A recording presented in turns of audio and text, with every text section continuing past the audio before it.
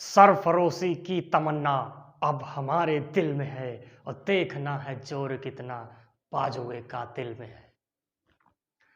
साथियों, आज का एक क्लास जो है, ये आप जो तिरंगा झंडा देखते हैं, इसका एक पूरा मैं स्वर्णिम इतिहास लेकर आया हूं। आपको एक झलक में दिखा देता हूं, आप देख लीजिए कितनी मेहनत से आपके लिए ये कंटेंट तैयार किया गया है। आप समझ सकते हैं, ये YouTube इतिहास पे पहली ऐसी क्लास होगी जिस तरह से मैंने डिजाइन की है, और आप पढ़ोगे मेरे साथ एंड तक, आपको बहुत मजा आने वाला है। ऐसी क्लास आपने कभी नहीं देखी होगी। पूरा इतिहास बताने जा रहे हैं, जहां से शुरू होता है उद्भव हमारे तिरंगे झंडे का, कैसे था, कहां बना, सबसे पहले कब निर्माण हुआ, से लेकर जो आज आप देखते हो 24 तिलियों वाला तिरंगा, हमारा ये तिरंगा हमारी जान।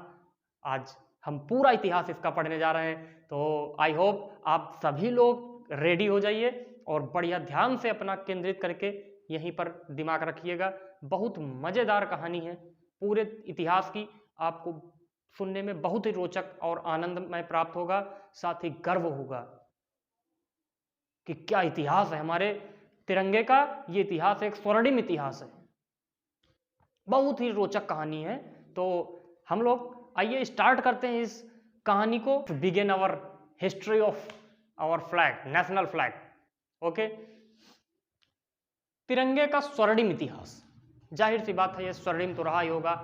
बात है सन 1857 की क्रांति जब हो रही थी, तो इस समय हमारे कई सारे बड़े बड़े नेता लोग थे। अब इसमें क्या था, क्रांति ये चूंकि बहुत हमारे बड़े बड़े इतिहासकारों ने कहा है कि ये राष्ट्रीय क्रांति नहीं थी, ये एक राष्ट्रीय क्रांति नहीं थी, ये अपने अपने स्वार्थों पर निहित एक संग्राम था।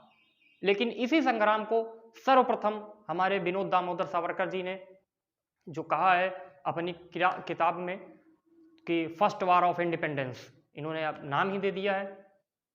तो जाहिर सी बात है मतभेद रहा है इतिहासकारों में, और इतिहास ऐसा सब्जेक्ट है जहां मतभेद होता है।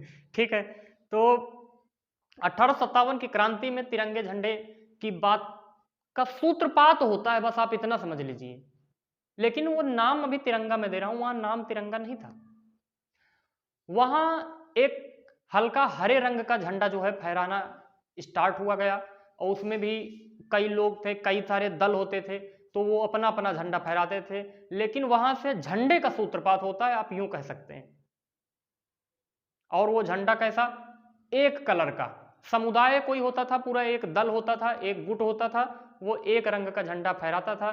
तो 1857 की क्रांति में साथियों एक हरे रंग का झंडा फहराया गया था, जो कि सबसे पहली सूत्रपात की घटना है कि झंडा का उद्भव कहां से हो रहा है, किसी दल या समुदाय का। समझ पा रहे हैं आप, एक राष्ट्र के रूप में। उसके बाद वास्तविक रूप में अगर हम देखें तो बात है 7 अगस्त 1906 ईस्वी की। साथियों ये वही दिन है जब आप जानते हैं कि कोलकाता का अधिवेशन हो रहा था, जिसमें दादा भाई नौरोजी साहब अध्यक्ष बने थे कांग्रेस के। आप जानते हैं ये वही 1906 साल है, ये वर्ष 1906 बहुत ही महत्वपूर्ण है। इसी वर्ष नौरोजी साहब ने स्वराज शब्द की सर्वप्रथम कांग्रेस की तरफ से मांग की थी। आप ये भी इतिहास जानते होंगे। यही 1906 वो वर्ष है जब दिसंबर माह में मुस्लिम लीग की स्थापना होती है। आप ये 1906 आप समझिए कितना महत्वपूर्ण वर्ष है। तो मैं बात कर रहा था तिरंगे झंडे के इतिहास से। तो तिरंगे झंडे का जो इतिहास है वो 1906 से वास्तविक रूप में चालू होता है। आप देख सकते हैं प्रथम चित्रित ध्वज था। लेकिन मैं इसको बताऊं, जो हमारे बहुत बड़े आदर्श हैं स्वामी विवेकानंद जी, स्वामी विवेकानंद जी की एक शिष्या थी भागिनी निवेदिता, जिनको हम लोग प्यार से सिस्टर निवेदिता भी कहते हैं।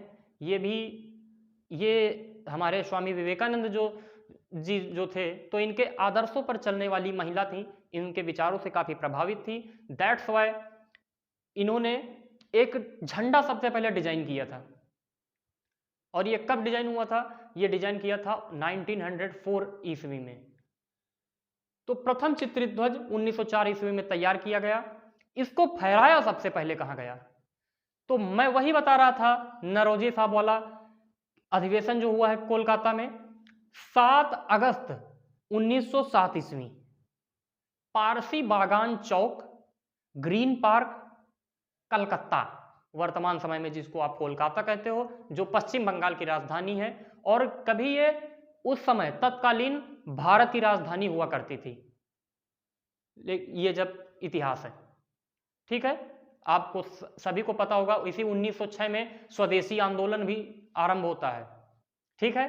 तो बहुत सारी ऐसी चीजें हुई थी। 1906 is a most important year in modern history. खैर ये हिस्ट्री का पोर्शन है तो हिस्ट्री में जिक्र करना ही है, कोई दिक्कत वाली बात नहीं है। लेक्चर लंबा हो सकता है बट आपको जानकारी पूरी देनी है हमें, और जिनको अभी लगता है कि नहीं समझ में आ रहा वो छोड़ के जा सकते हैं, लेकिन अगर आपको अच्छा लग रहा है तो आप रुकिए, आगे समझिए। तो अब बात करते हैं कि इस झंडे में था क्या। देखिए 3 ही क्षैतिज पंक्तियां थी।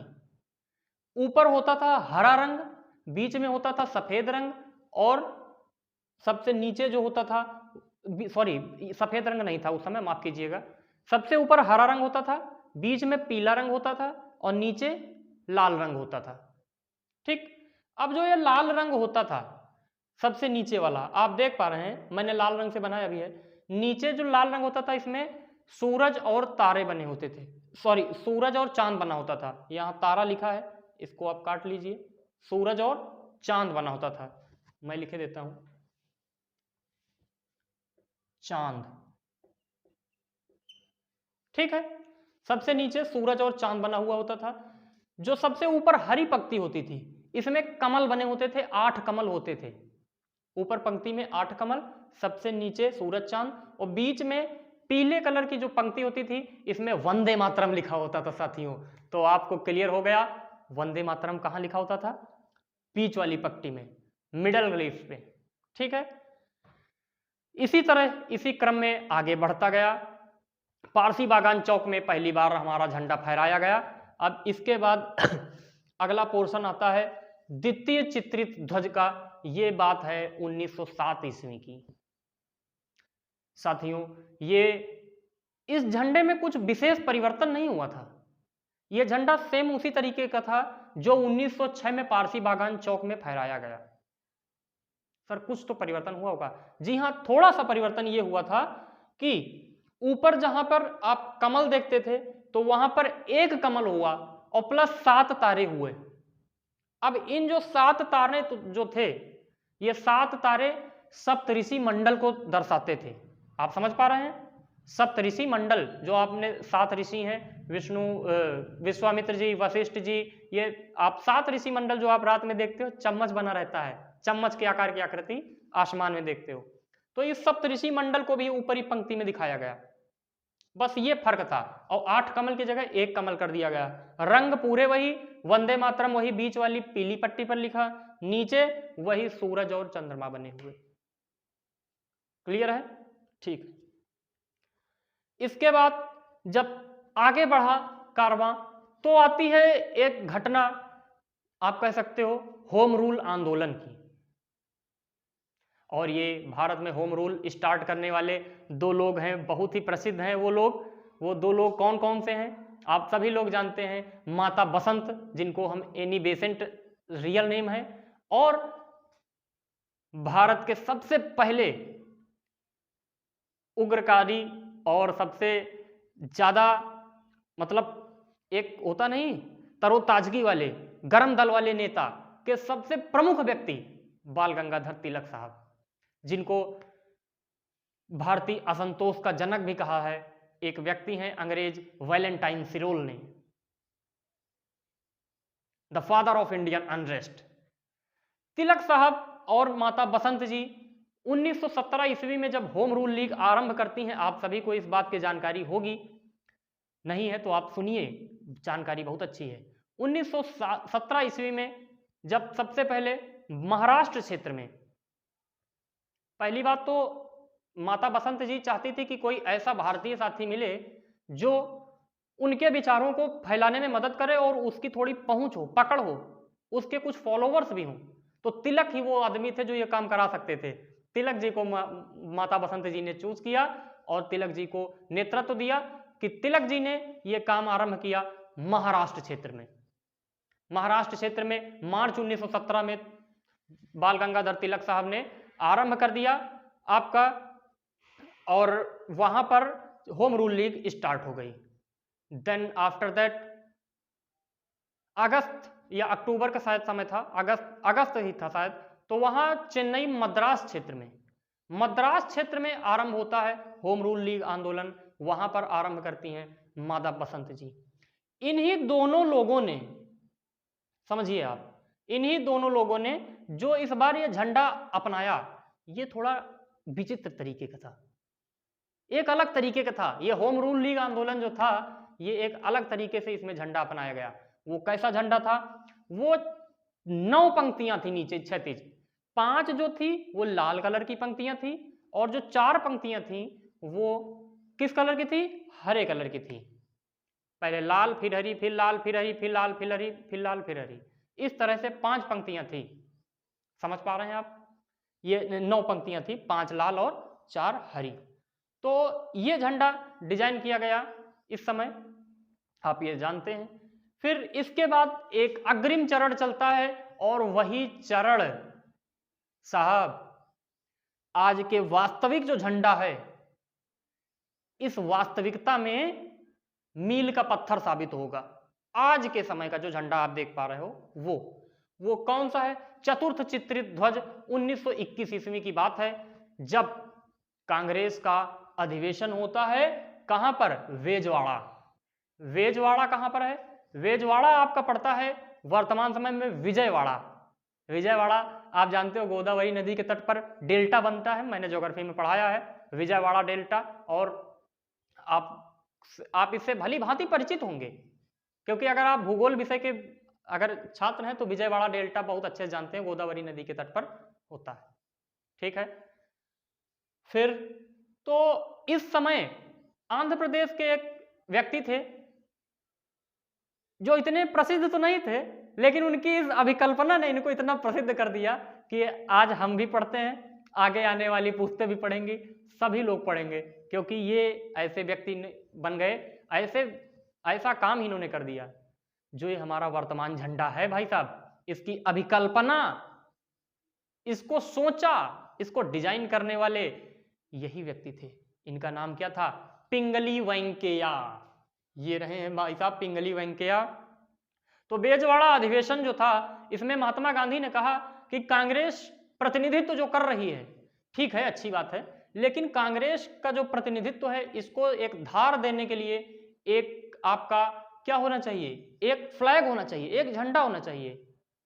क्योंकि झंडे से क्या होता है, लोगों को उस चीज में एक डायरेक्शन मिलती है, एक दिशा मिलती है, तब लोग उसमें साथ आते हैं, और वो एक ऊर्जा देता है, एक देशभक्ति का, एक राष्ट्रभक्ति का एक अलग का जोश पैदा हो जाता है झंडा देखकर। आप खुद ही देखते हैं, जितने टाइम ध्वज फहराता है उतने टाइम सीना 56 इंच का हर व्यक्ति का हो जाता है, न केवल प्रधानमंत्री का बल्कि हर व्यक्ति का गर्व से हो जाता है, क्योंकि ये तिरंगे में कुछ ऐसी अदा ही है, ऐसी ताकत ही है, मुर्दे में भी जान डाल दे, जिंदा तो जिंदा है। ठीक है। तो आप जानते हैं ये जो अधिवेशन था, गांधी जी ने सुझाव दिया, इस पर वेंकैया साहब ने एक ध्वज बना दिया, अभिकल्पना कर दी, और इसी अभिकल्पना में साथियों 2 रंग दिए गए, ऊपर दिया गया लाल, नीचे दिया गया हरा। जो लाल रंग था, या केसरिया रंग कह लो, केसरिया रंग जो था वो हिंदुओं का प्रतीक था, और जो नीचे वाला था हरा रंग, ये मुस्लिमों का प्रतीक था। आंध्र प्रदेश के वेजवाड़ा अधिवेशन में सबसे पहले इस तरह का झंडा तैयार हो गया। लेकिन यह तो एक सांप्रदायिक झंडा हो गया, और सिर्फ देश में 2 ही समुदायों को दिखाया जा रहा है। गांधी जी इससे थोड़ा खफा हुए, उन्होंने अपना एक मत रखा। क्या मत रखा? कि भाई अगर हम सिर्फ 2 ही जातियों धर्मों को ले लेंगे तो और जो हमारे धर्म है, सिख धर्म है, बौद्ध धर्म है, ईसाई धर्म है, ये लोग कहां जाएंगे? इनके लिए इन्होंने एक कार्य किया। क्या किया? इनके लिए इन्होंने कहा कि बीच में एक पट्टी और स्थापित की जाए, सफेद पट्टी, वो अन्य वर्ग को दर्शाएगी, जैसा कि आप देख सकते हो, अन्य वर्ग को दर्शाएगी और प्लस इसी सफेद पट्टी में एक चरखा बना दिया जाए। बापू साहब ने अपना भी एक सिस्टम बैठा दिया यहाँ पर, अब आप समझ रहे हैं। और इस सिस्टम का मतलब क्या था, ये जो चरखा था, ये चरखा जो चलता है, ये इसका मतलब क्या है, ये राष्ट्र की प्रगति का प्रतीक बताया महात्मा गांधी जी ने और कहा कि इस चरखे को भी शामिल किया जाए। तो ये गांधी जी का सुधार था, यानी चरखा जो था आपका, ये symbol of growth of the nation थी। आपको यहां तक का इतिहास क्लियर हो गया है। अब आते हैं पंचम चित्रित चरण, ध्वज चरण का जो है 1931, और यही तिरंगे का इतिहास का स्मरणीय वर्ष है साथियों। यही हिस्टोरिकल वर्ष है, historical year of the flag.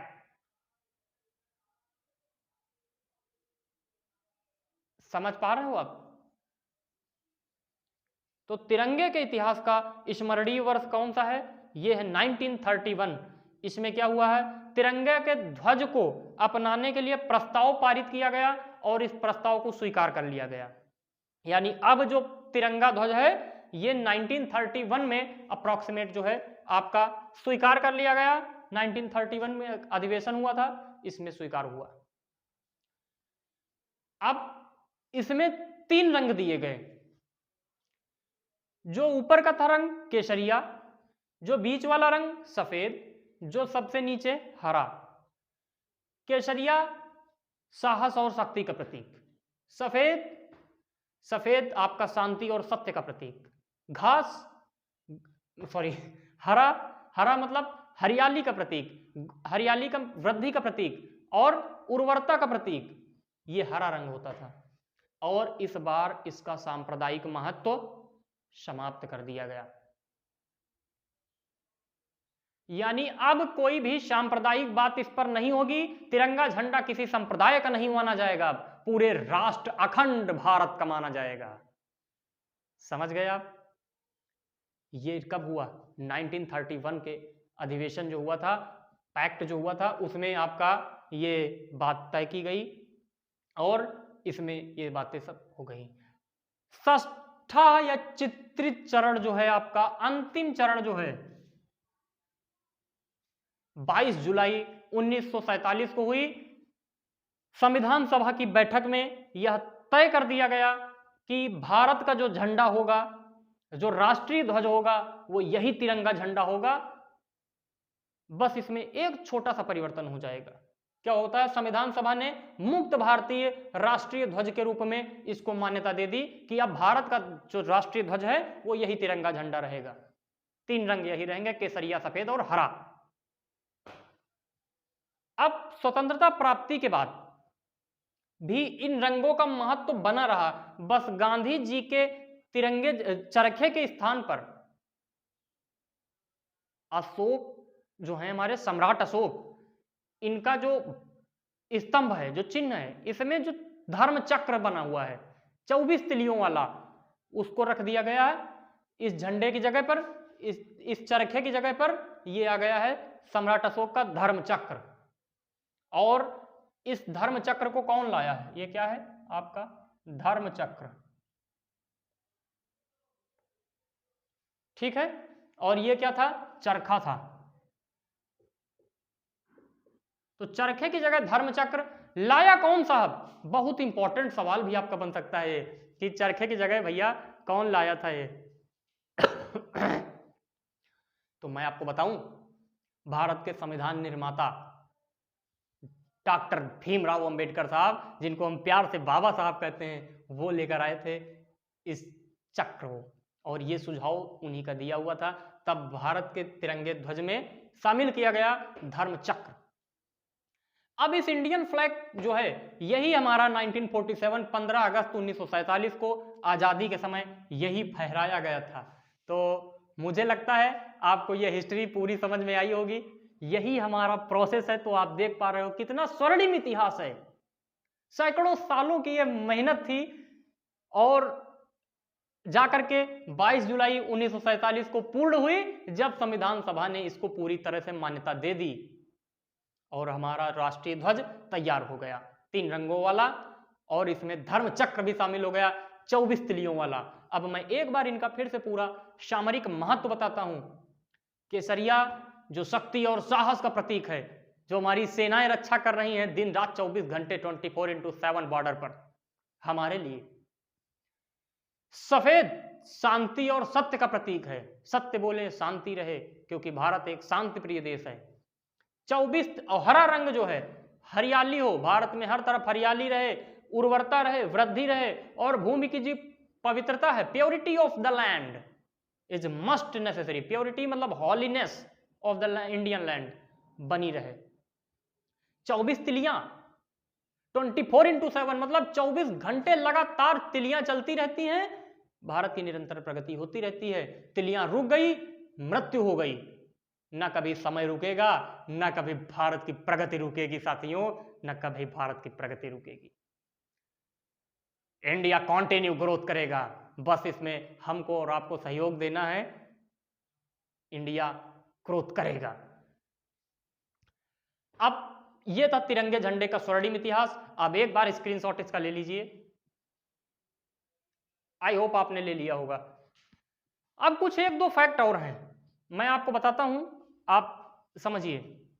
वो क्या फैक्ट हो सकते हैं कि जो आपका तिरंगा जो झंडा होता है, ठीक है, इसके कुछ नियम होते हैं, प्रोस्पेक्टस होते हैं। कैसे फहराना चाहिए, कितनी लंबाई चौड़ाई का होना चाहिए, कितना इसका डायमीटर होना चाहिए, क्या इसके कलर होने चाहिए, इसके क्या रूल्स रेगुलेशन है, किस तरह पकड़ना चाहिए, वगैरह वगैरह।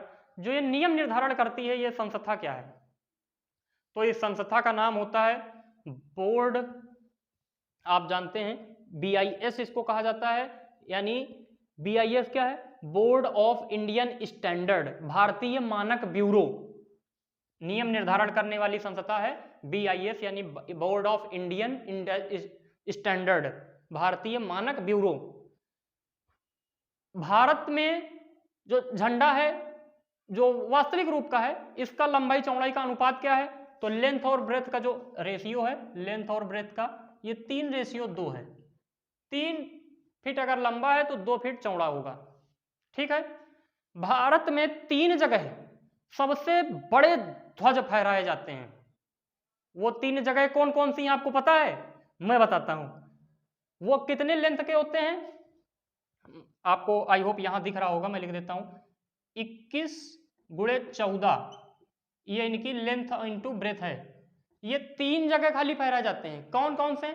सबसे पहले मध्य प्रदेश में ग्वालियर जिले का जो किला है, ग्वालियर का किला जिसको हम लोग जानते हैं, बहुत बड़ा किला है, वहां पर फहराया जाता है, पहली जगह। दूसरी जगह नारगुंड, नारगुंड किला, नारगुंड किला कहां पर आपका पड़ता है? कर्नाटका में, यहां पर फहराया जाता है। इसके बाद तीसरी ऐसी जगह पन्हाला दुर्ग, पन्हाला दुर्ग आपका महाराष्ट्र में पड़ता है, और इस पन्हाला में भी 21x14 लंबाई का जो है, लंबाई चौड़ाई का राष्ट्रीय ध्वज फहराया जाता है। अब इसके नियम निर्धारण तय करने वाली संस्था BIS ही है। मैं आपको बता दूं, भारत में मात्र 1 दर्जन ही ऐसी संस्थान हैं, ऐसी जगह हैं जहां पर राष्ट्रीय ध्वज का निर्माण होता है। उनमें से सबसे प्रमुख कर्नाटक में धारवाड़ के निकट ही पाई जाती हैं। कर्नाटक में ही 2 हैं, आपका 2 संस्थान हैं। लेकिन भारत की एकमात्र मान्यता प्राप्त संस्थान जहां से भारतीय राष्ट्रीय ध्वज का उत्पादन एवं वितरण होता है, तो वो है हुबली, कलकत्ता में है। आप जानते हैं, ये रहा, समझ पाए? तो हुबली जो है, ये एकमात्र लाइसेंस प्राप्त संस्थान है जहां से ये सब कार्य होते हैं, जहां पर झंडा का उत्पादन और वितरण होता है। तो ये भारत का तिरंगे झंडे का स्वर्णिम इतिहास है साथियों। अब मैं ऐसी आशा कर सकता हूं कि आपको ये बात क्लियर हो गई होगी। अगर आपसे कोई भी पूछता है तो आप बता ले जाओगे ना, मुझे पूरा उम्मीद है अपनी मेहनत पर साथियों। ये जिस तरह से मैंने डिजाइन किया है, अगर आपको अच्छा लगा है, आप देख पा रहे हैं, तो प्लीज आप हमारा सहयोग करिए, इसको ज़्यादा से ज़्यादा लोगों तक शेयर करिए। और ये जानकारी इतनी महत्वपूर्ण है कि हर भारतीय को पता होनी चाहिए। तो आपका भी ये कर्तव्य बनता है एक भारतीय होने के नाते कि इसको हर जगह शेयर करें। As much as you can possible, share it everywhere. आपको जैसा लगा ये लेक्चर, आप अपनी प्रतिक्रिया कमेंट बॉक्स में दीजिएगा, हम आपके उत्तर की प्रतीक्षा करेंगे। तब तक अपना ख्याल रखिए, स्वस्थ रहिए, मस्त रहिए साथियों। नमस्कार, जय हिंद, जय भारत, वंदे मातरम।